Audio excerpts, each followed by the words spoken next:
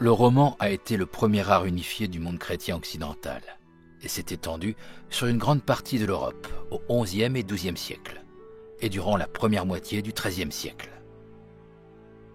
C'est en France que le roman trouve ses origines, lié à l'ordre religieux cistercien et à l'abbaye de Cluny.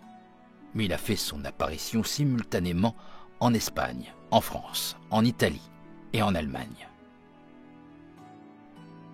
Son nom s'explique par l'utilisation de techniques romaines. En réalité, il s'agit de récupérer l'esprit d'une nouvelle Rome chrétienne, et le roman est utilisé comme un outil de diffusion du christianisme. Au niveau architectural, les églises se bâtissent sur un plan de croix latine ou basilicale, l'abside étant orientée à l'est. L'utilisation de murs épais en pierre de taille est propre à ce style artistique, avec l'arc de demi-point et les voûtes en berceau. De plus, les ouvertures ou les fenêtres sont peu nombreuses et ne projettent que peu de lumière à l'intérieur, tandis qu'à l'extérieur, on utilise des contreforts. Les cloîtres romans délimitent les cours intérieures ou patios des monastères, des cathédrales et des couvents. Les portiques sont ornés de sculptures dans des attitudes hiératiques ou d'images de la Vierge à l'enfant. Les chapiteaux sont ornés de scènes bibliques. La peinture romane se caractérise par la technique de la fresque, sans perspective ni profondeur.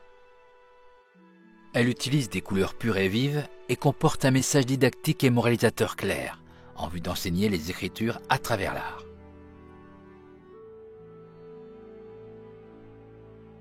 En Espagne, on trouve les constructions romanes dans les royaumes chrétiens du nord de la péninsule, particulièrement en relation avec les pèlerinages du chemin de Saint-Jacques de Compostelle. Deux des sources qui caractérisent le roman espagnol sont le pré-roman péninsulaire et l'art islamique. Le roman est un art principalement religieux, qui se distingue en architecture par la construction d'églises, de cathédrales et de monastères, comme la cathédrale de Saint-Jacques de Compostelle, l'abbaye de Saint-Dominique de Silos, ou les églises de Saint-Clément de Tôle, ou de Saint-Étienne de Gormaz. Le roman précoce fait son apparition en Catalogne avec une nette influence du roman lombard. Il s'agit d'une architecture austère et peu décorative, avec de petites pierres de taille dans les murs et les tours hautes. Les monastères de Sainte-Marie de Ripoll et Saint-Pierre de Roda en sont des témoignages évidents. Quant à l'art roman classique, nous le retrouvons le long du chemin de Saint-Jacques de Compostelle, avec la cathédrale de Jacca, le monastère de Saint-Jean de la Peña,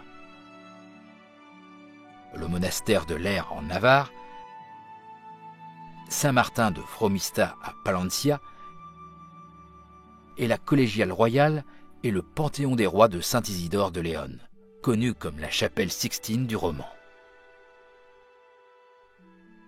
Enfin, le roman tardif ou hispanique est un art qui conserve les éléments de base du roman, mais avec des caractéristiques propres locales, comme la chambre sainte de la cathédrale d'Oviedo, les églises avec des portiques latéraux de Ségovie, San Martin, Saint-Milan, Saint-Étienne et Saint-Michel à Sotosalbos, ou l'église de Santo Domingo de Soria.